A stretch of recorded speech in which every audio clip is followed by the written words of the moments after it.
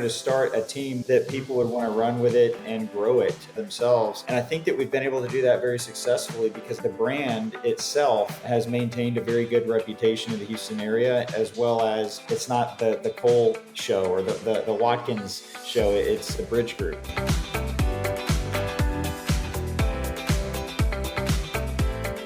Kelly and Cole, welcome to the podcast. Great to have you on today. Thank you for having us. Glad to be here.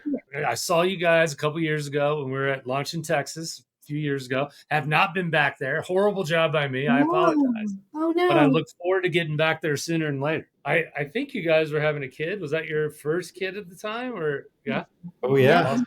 Lachlan is will be 2 in December. That's awesome. Is that your That's only crazy. kid? Yeah, you were pregnant at that, right, babe? Yeah. Well, great to have you guys on. I mean, you guys are by far one of the most successful teams in the Houston area as well as Texas. We love working with you guys. Love seeing the growth. How did you guys get in this business? How did you guys partner together? Partnering was pretty easy because we were married. Kelly and I both, we were working a 9-to-5 job. She was working at a civil engineering firm. I was working at National Oil of Arco. And, we just said, maybe there's something else out there. We started getting our feet wet in at that time, this was over 10 years ago, buy and hold with Lifestyles Unlimited here in Houston. And so just, getting into the investor side of things. And then we were like, well, how much does a realtor make? 3%? That's what I get paid a month. So let's just try that. So Kelly actually said she was going to get her license. Then I was like, I'm going to try it. So we both got our license on the same day. And I quit my job where we took our test, and Kelly joined me about a year later. I know there's a lot of people out there who are like, what am I doing in my job? Do I like it? Do I not? What's this real estate thing? So once you decide to do it, where the hell do you start? We don't recommend doing it the way we did.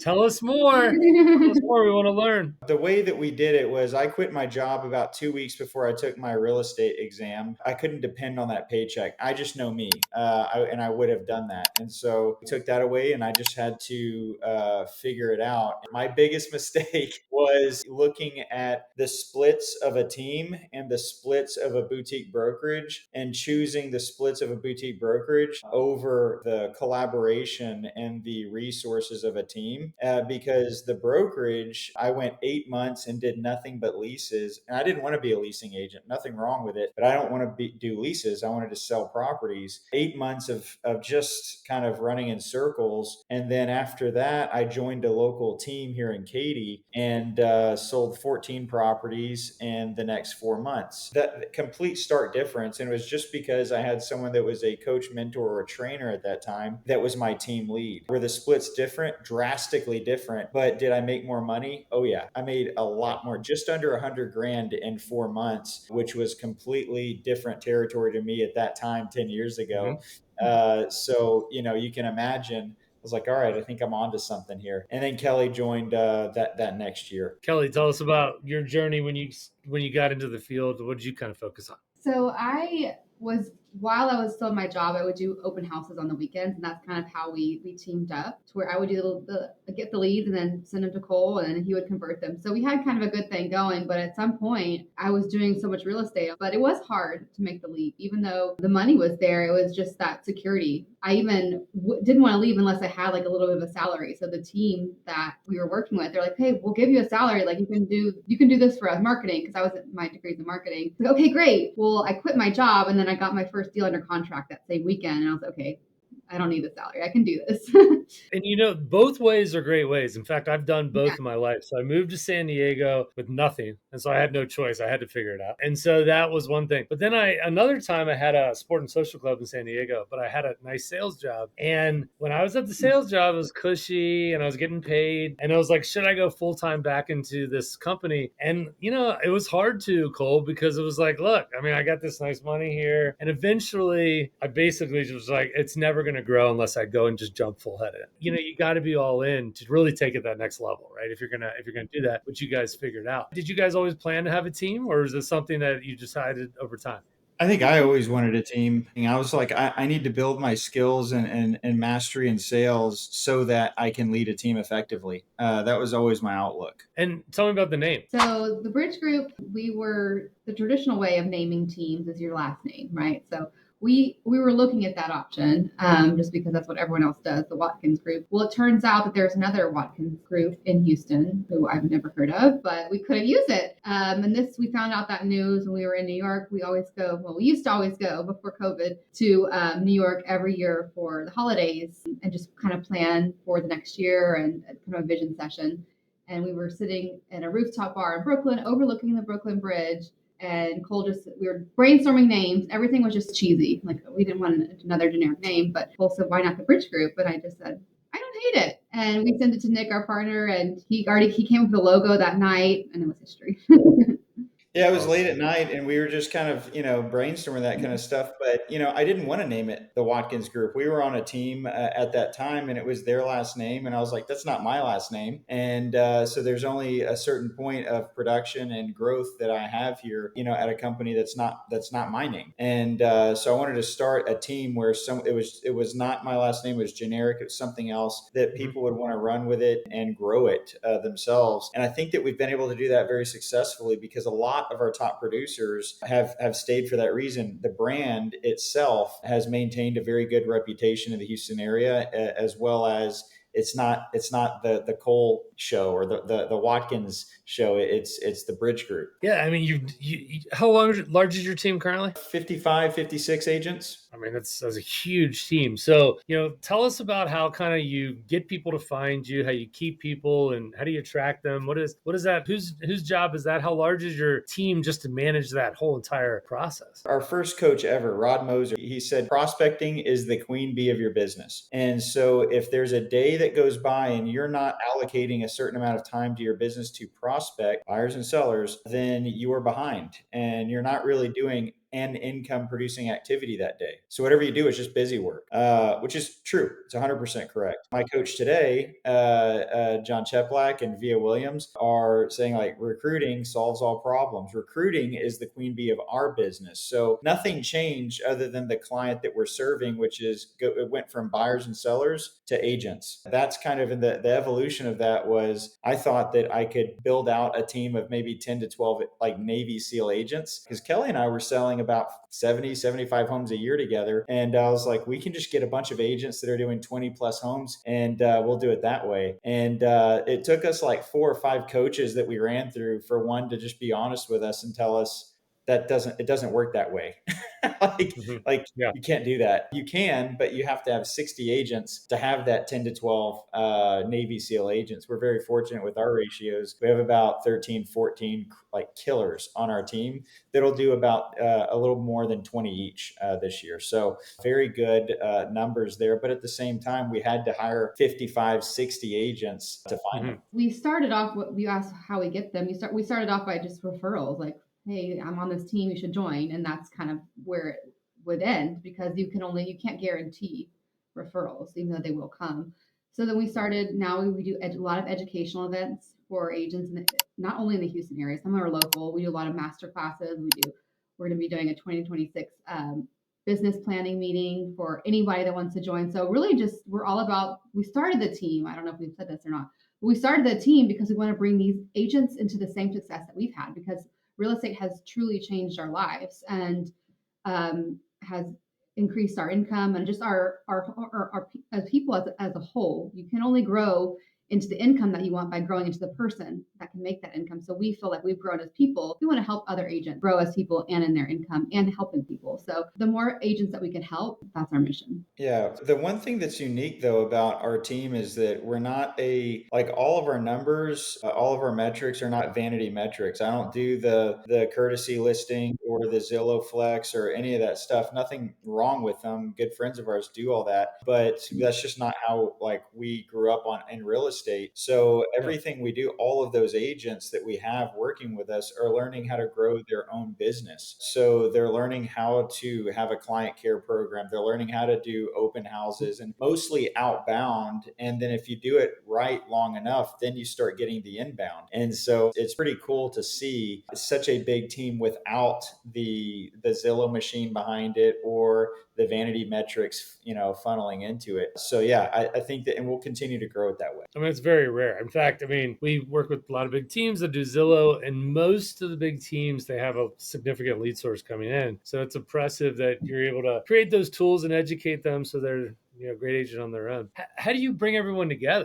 Are these Zooms? Are these in person? That's a lot of agents. Yeah. How do you bring everyone together? How often do you guys meet as a team? Team meeting, butts and seats. That's what we say. The only reason you're not at team meeting is you are seriously ill, your kids are seriously ill, and you're taking care of them, or you're on vacation. Other than that, butts and seats on Monday morning at 10 o'clock. So I love it that way. An in-person team is great. We also have, several trainings throughout the week that are in person because it's role play and things like that. And then we have other things that we do that are largely virtual. So it's a good mix in between. But our team meeting, which is our church service every Monday at 10 o'clock, that is in person 100%. Awesome. Let's talk about Houston. So you guys grew up in Houston. You've done business there. What are the benefits of Houston? I mean, Houston, I believe it seems to be growing very well. I know Austin's struggling a bit from what I've been told. What's your take on Houston currently? You think it's a great place to move to still? I mean, it's definitely growing in terms of jobs, in terms of builders. I mean, there's so many new construction properties. There's so many people still moving from all over the area. And I know Cole's gonna, disagree on, the weather here in Houston isn't great. So he wonders why people from California move to Texas, but cost of living, family, I get it. I think there's so much opportunity. Houston is so massive and it continues to grow. And we call Houston things that are not Houston, but I mean, all the way from the Woodlands to Sugarland, right? Like so much opportunity. And I think it's a great place. What's your take of everyone moving to your state over the last 5-ish plus years? Traffic sucks. I mean, it is what it is. I'd rather be in a place that's growing than not. Yeah, the fun thing about that is you get to meet people from all over. And then we have some friends that moved in right before COVID and from New York. And then we helped them buy the house. And then we sold their house when they were leaving. And they left maybe 2023. Yeah. Yeah, they went back to New York. And so you just get to meet people from all over the place. And we have people that came and then left. And so we kind of keep in touch that way. But like Kelly said, I'd rather be in a developing and a growing place than the opposite for sure. You guys are very active on YouTube. How do you look at social media, YouTube? What do you utilize it for? And how do you utilize it? We'll be doing more with YouTube. We kind of are dipping our toes in it. It's more of a long-term game in terms of getting buyers and sellers. There's some agents that's their whole thing. That's their whole business model is YouTube and helping buyers find them online, which is great. But for Cole and I, since we're primarily recruiting, yeah, that's been our biggest thing. This year, both before this year, we were not on social media very much at all. So it's been something that very new to both of us, but it's a great way, absolute great way to get connected to either buyers and sellers or agents. Yeah, which is our main thing is, I think that Kelly and our coaches have worked with us on daily minimum standard of activity, right? So like, mine is 3 posts a day. Got to do it. It's on my report card I check into, right? Kelly is 1 a day, 1 post a day. Mine's 3 posts. But the thing is that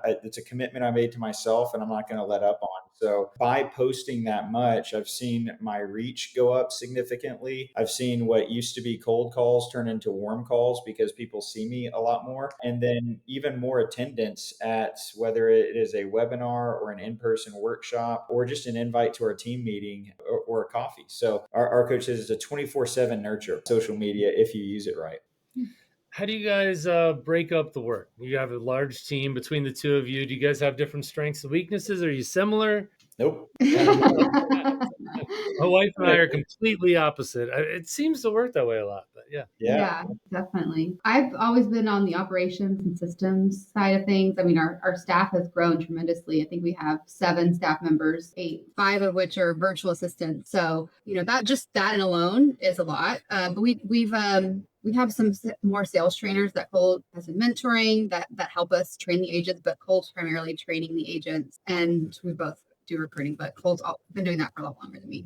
Are you guys still selling your own properties through your referrals or is it a combination of You're selling your own stuff, or what does that look like? If we have a friend or family member, we'll definitely work with them. But if we get an outside referral, we tend to give it to the team and let them work that lead.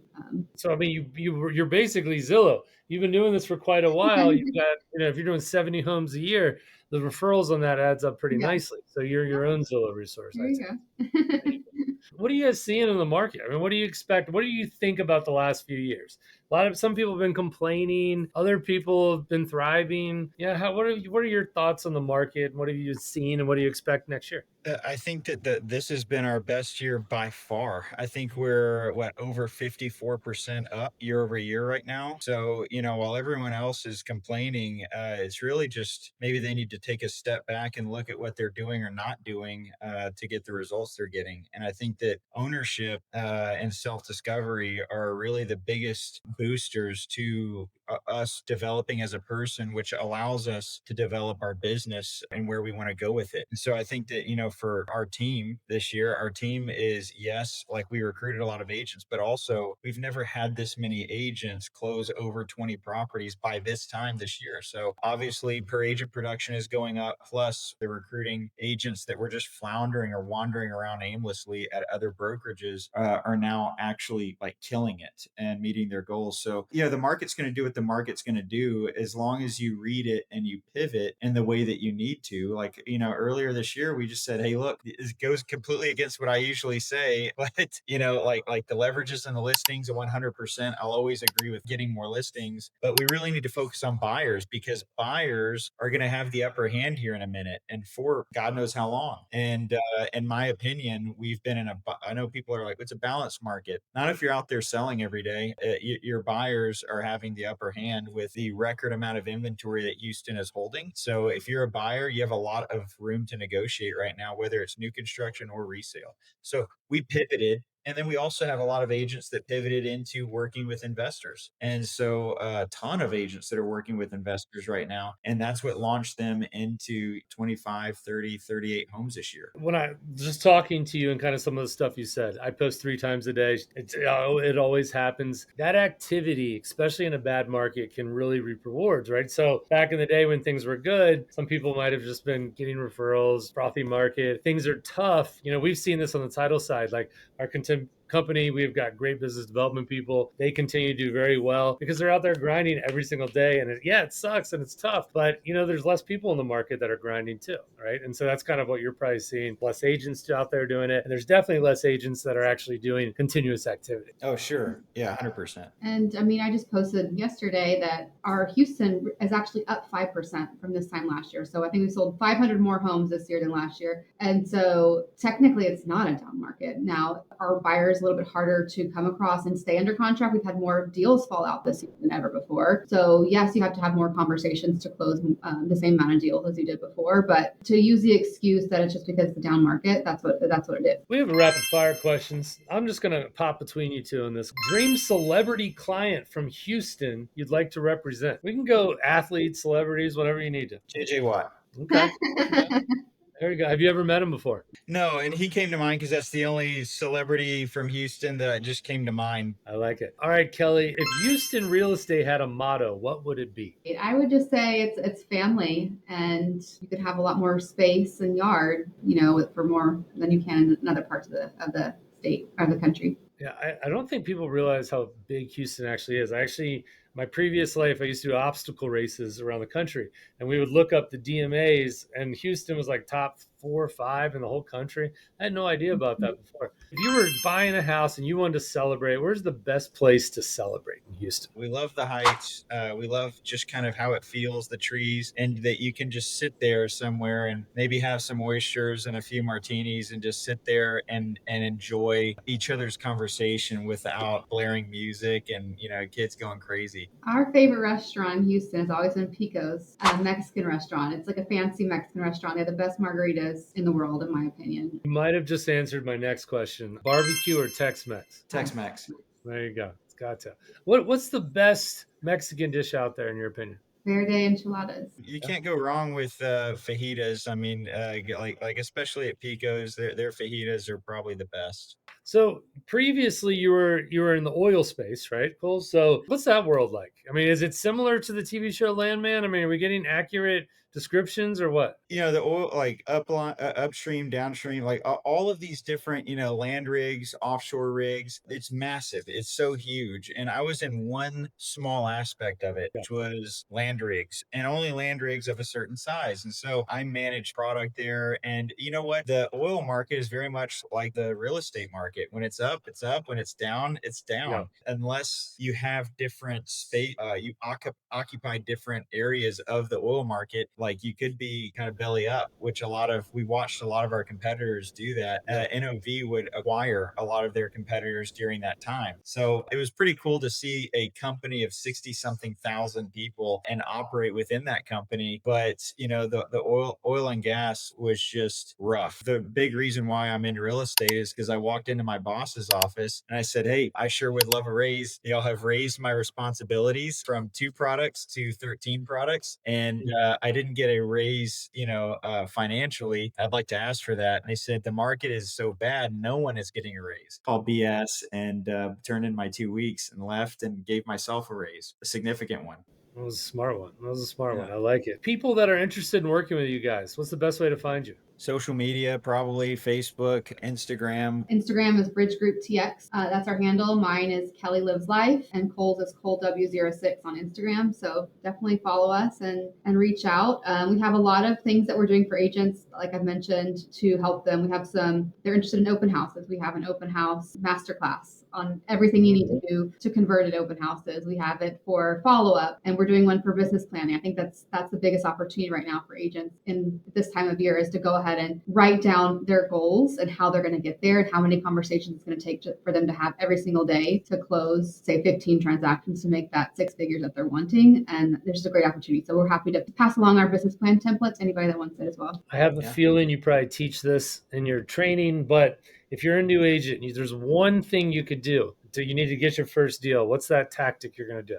You need to outline your calendar to prioritize income producing activities versus non-income producing activities. That's the first step. Forget everything else. But if you are not prioritizing the things that involve rejection, then it doesn't matter. I could say, online leads or open house or whatever else, but unless your calendar is in line, nothing else is going to be in line. Once you do that, then I would say, open houses for me have always been the best thing because people are walking into your dealership with their hands raised saying, I am actively looking right now in front of you to buy a house. And so doing it right and having your scripting and your follow-up ready to go, that would be number one. If I moved anywhere in the country right now, moved to Florida right now and just said, "Hey, I'm starting over," that's exactly what I would do. Pick your three. We recommend our agents to pick 3 pillars. You can try a few, but I recommend new agents do in person, like Cole was saying, whether that's networking, open houses, door knocking. Those are some of our 3 biggest pillars now, still, and when we started. And then, like I said, back into how many conversations you need to have and pick 3 and get those done every single week and master those and become an expert in those. And don't chase the shiny object, as we say. And one of those is social media. So while we do agree that social media is a great opportunity for agents, is we call that marketing versus prospecting. Yep. So you can't guarantee that someone's going to reach back out to you on social media, whereas you can call people or door knock or do enough open houses to where you have those conversations. 100% agreement on that, by the way. Sales versus marketing, we've got podcasts or whatever, it's marketing. But like, if you're going to go win a client, you need to go sit down in front of them and create a relationship and have them work with you. Right. And that's sales. I like your to the point. This works. This is what we've seen strategy. Appreciate you guys coming on today. You guys have been great partners of ours and love seeing what you're doing. I have a feeling next year is going to work out pretty well for you guys.